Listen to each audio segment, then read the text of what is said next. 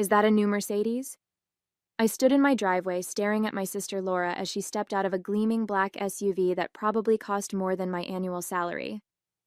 Just last week, she'd told me she was still too financially stretched to start repaying the money she'd borrowed. Oh, this? Laura ran her hand along the car's pristine hood. Just got it yesterday. Great lease deal. You wouldn't believe the features it has. My name is Rachel Sullivan, and at 32, I was watching my sister flaunt a luxury car while the $45,000 I'd lent her a year ago sat unpaid. Money that had come from my house down payment fund. Money I'd saved over years of careful budgeting and overtime work at my graphic design firm. I thought you were in financial trouble, I said, trying to keep my voice steady. That's why you needed to borrow money, remember? To avoid bankruptcy? Laura waved her hand dismissively. I still am. This is different. It's just a lease. Besides, I needed something reliable for work. I remembered the day she'd shown up at my door in tears, mascara running down her face, how she'd sobbed about mounting credit card debt, about possibly losing her house, about needing help, just this once. I'd written the check that same day, draining most of my savings because that's what sisters do. They help each other. Your old car was only 3 years old, I pointed out, and you promised to start repaying me after 6 months. Don't be so uptight, Rachel. You're doing fine. You've always been good with money. It's not like you really need it right now anyway. She pulled out her phone, checking her reflection in its screen. Oh, did I tell you I'm planning a trip to Europe this summer? You should come, though it might be a bit expensive for you.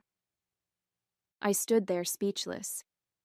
The casual way she dismissed my loan, the implicit suggestion that being good with money somehow meant I didn't deserve to be repaid, the audacity of inviting me on an expensive vacation while owing me thousands, it all hit me at once.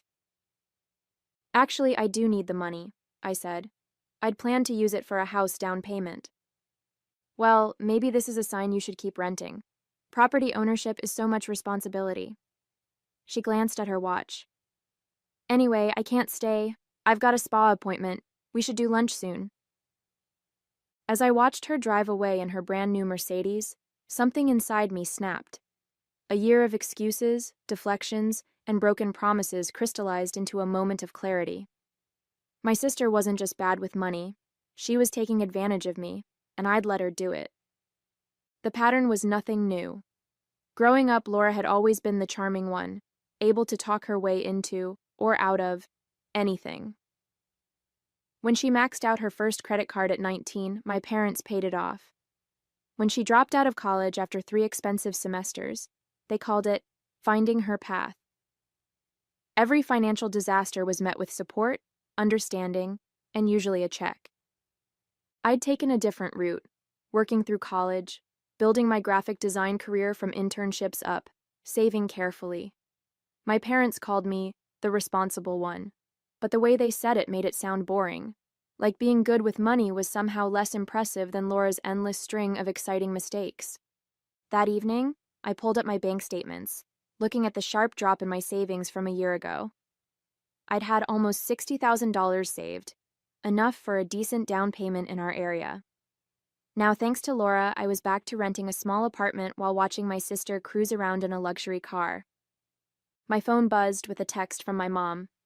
Laura just showed us her new car. Isn't it gorgeous? She said she got an amazing deal. Of course she had. Laura always got amazing deals that somehow left her broke.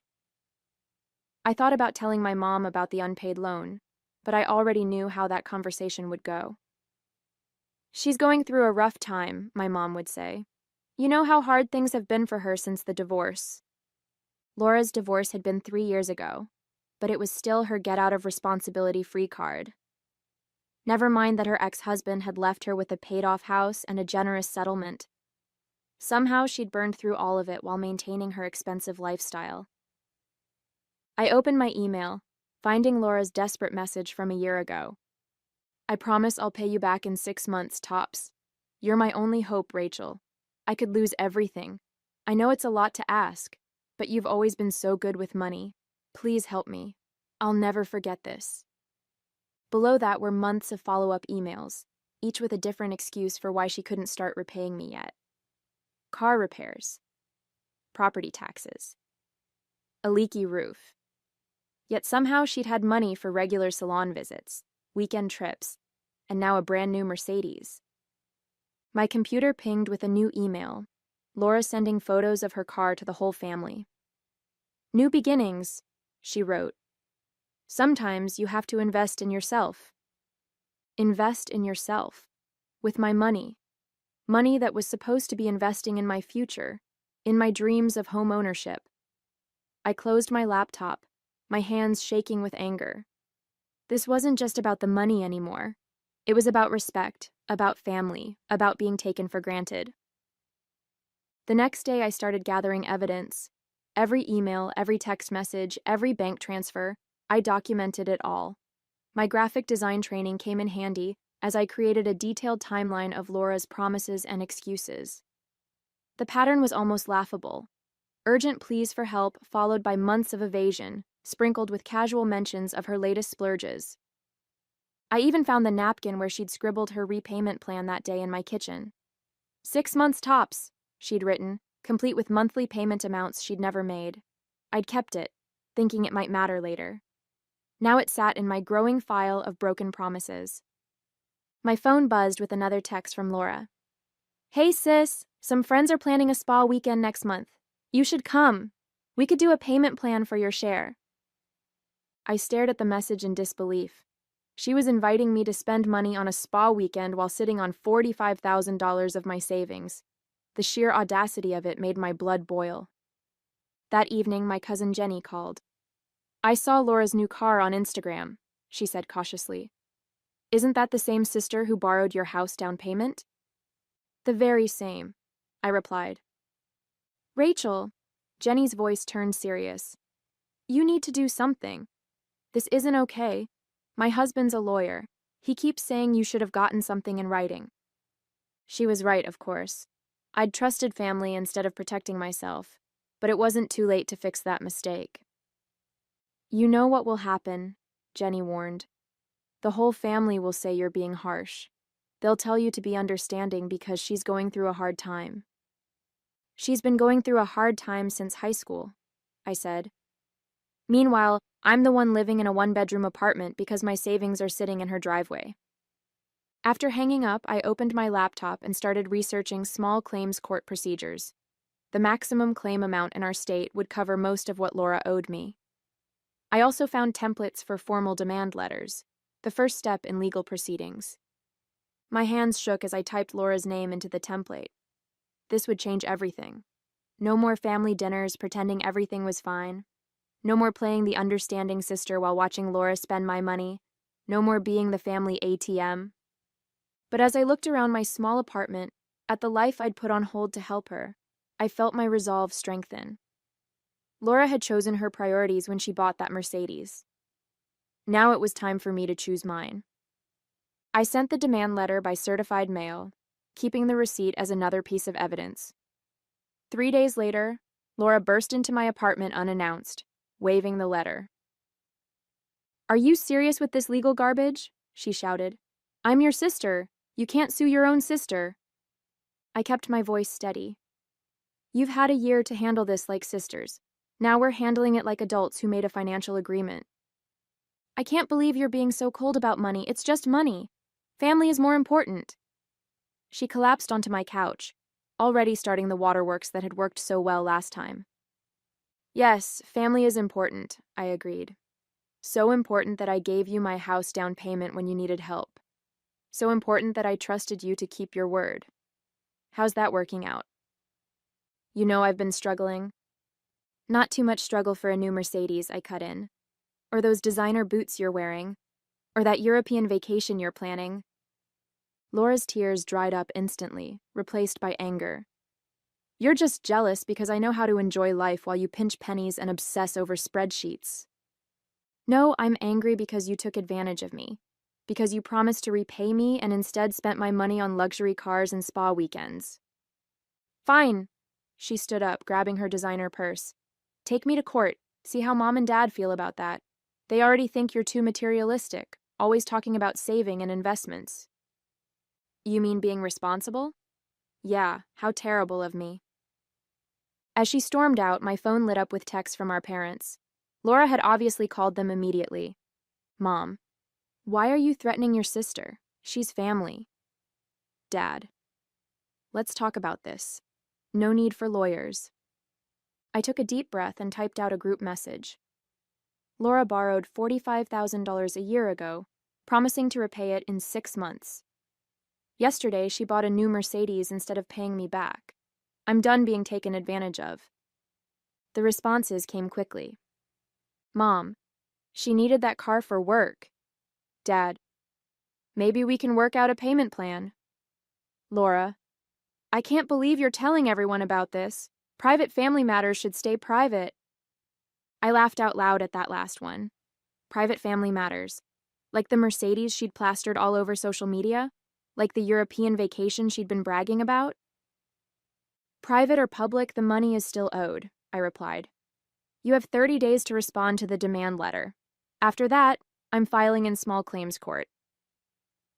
The next family dinner was a battlefield.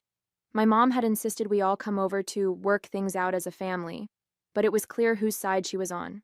She'd even made Laura's favorite meal, as if pasta would somehow make me forget about $45,000.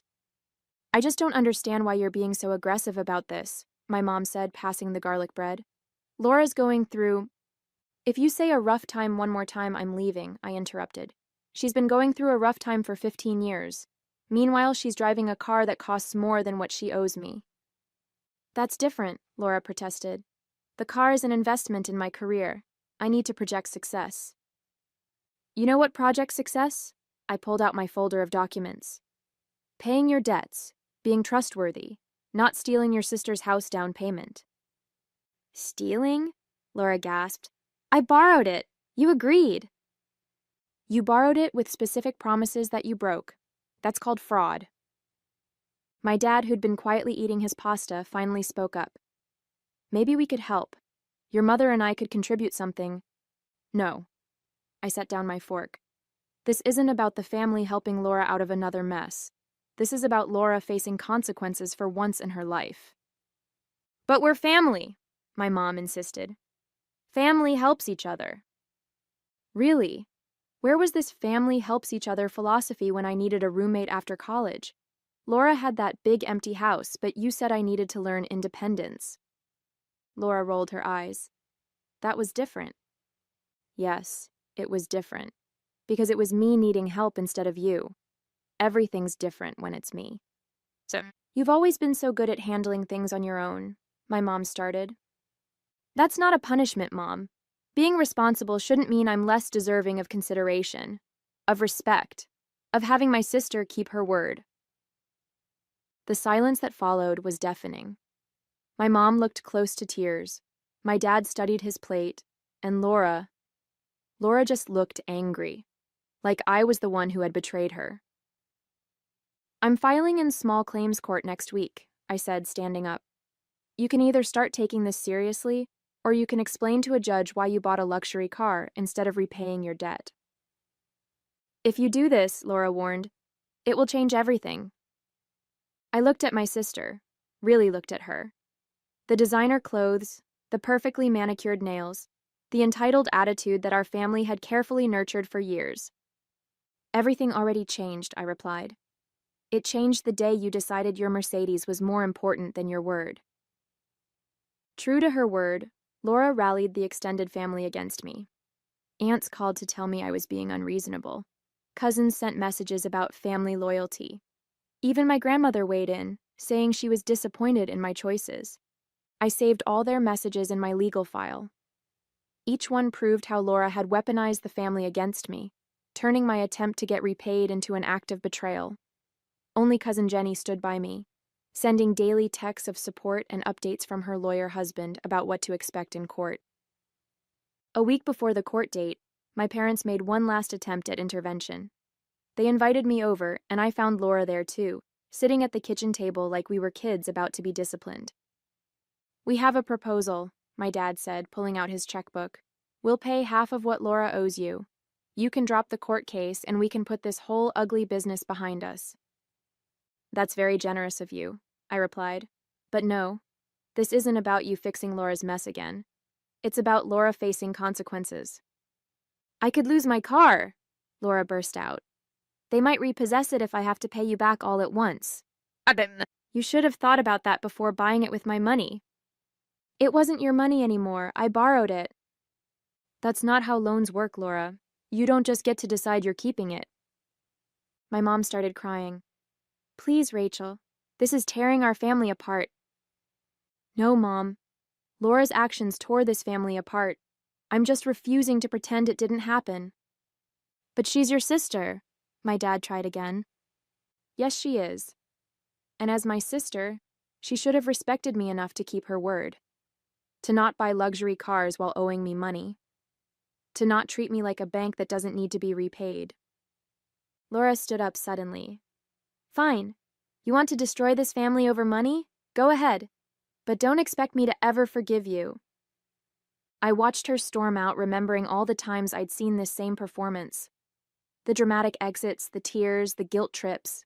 They'd always worked before. The family would rush to soothe Laura, to fix things for Laura, to make excuses for Laura. Not this time.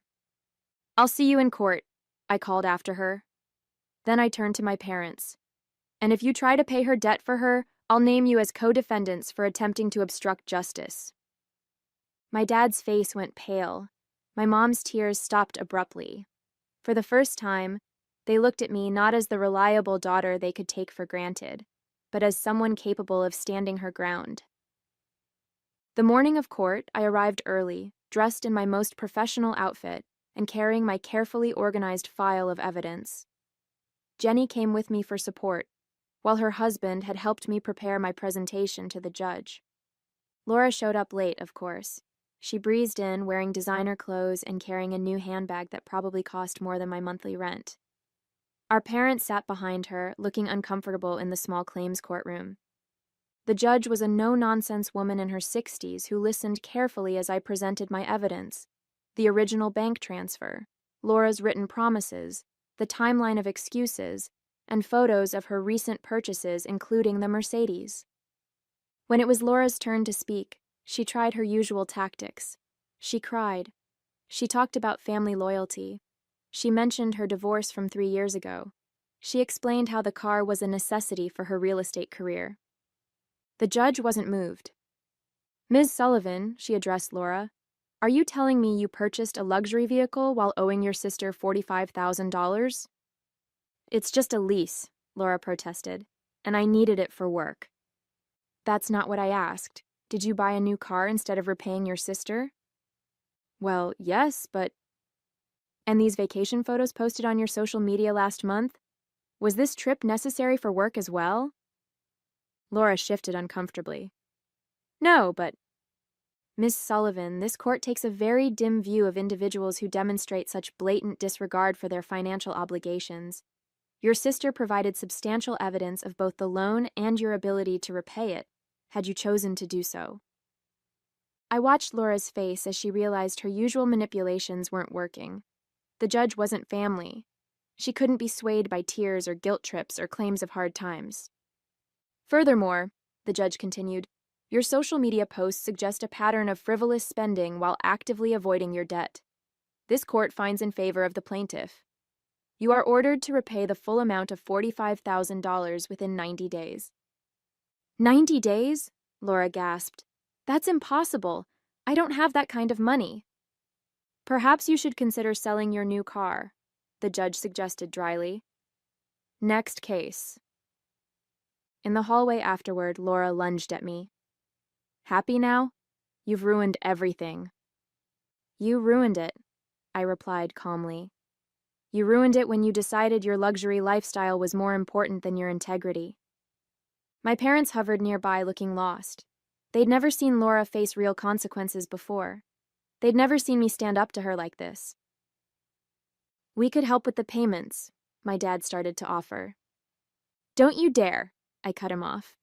She got herself into this mess with her choices. She can get herself out the same way. As I walked out of the courthouse with Jenny, I felt lighter than I had in months. The money mattered, yes, but this was about more than that. It was about standing up for myself, about refusing to be taken advantage of. about finally breaking the family pattern of enabling Laura's behavior. The aftermath of the court case rippled through our family like a tidal wave. Laura had to surrender her Mercedes to pay part of her debt to me. She posted dramatic social media updates about betrayal and the price of trusting family, but notably turned off the comments when people started asking questions about what actually happened. My parents struggled to adjust to the new family dynamic. My mom kept trying to play peacemaker, inviting us both to dinner as if nothing had happened. When I declined, she switched to calling me daily with updates about how difficult things were for Laura. She had to cancel her Europe trip, my mom said one evening, and she's looking for a smaller apartment. Don't you think that's punishment enough? That's not punishment, Mom. That's living within her means like everyone else has to do. But she's so embarrassed at work, having to drive her old car again. You mean the perfectly good 3-year-old Audi she had before? The horror. After the first month, Laura had repaid about half of what she owed me, mostly from selling her new car and some designer items. She made sure everyone knew about each payment, acting like she was donating a kidney instead of returning borrowed money. Then came the family reunion. Our aunt hosted it every year, and this time I decided to go. I wasn't going to let Laura's drama keep me from family traditions. When I arrived, the whispers started immediately. Some relatives avoided me completely.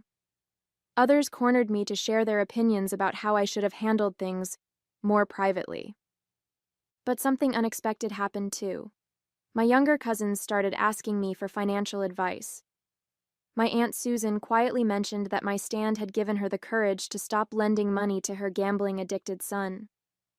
Even my Uncle George, who'd initially criticized me for going to court, admitted that his own daughter had started repaying a loan after hearing about Laura's case. Sometimes family needs tough love, he said, patting my shoulder. Took me too long to learn that lesson myself.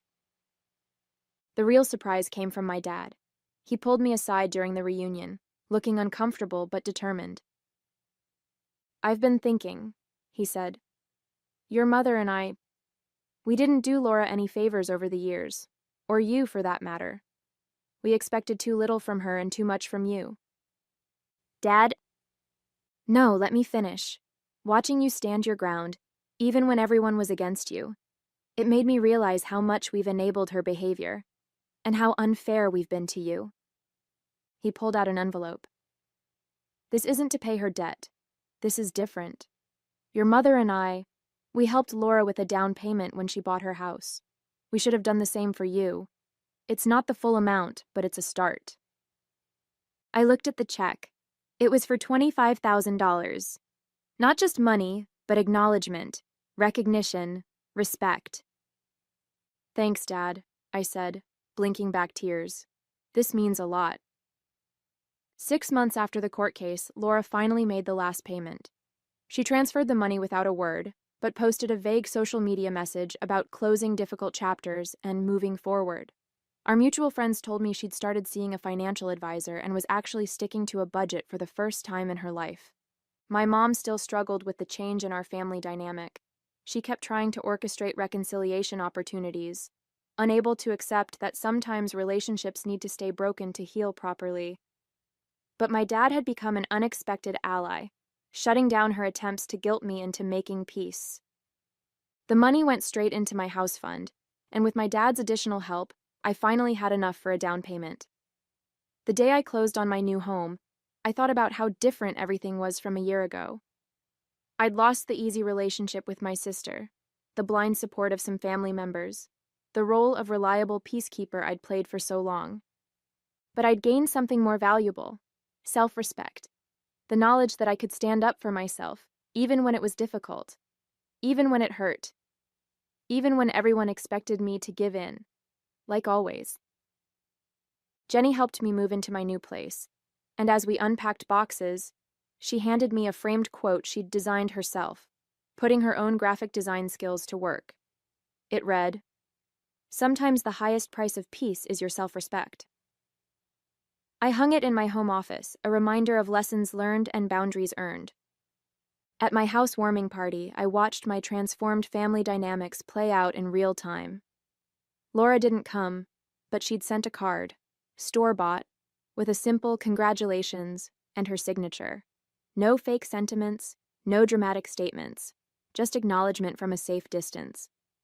My parents came early to help set up. My mom still looked sad when she mentioned Laura's absence, but she didn't push the issue.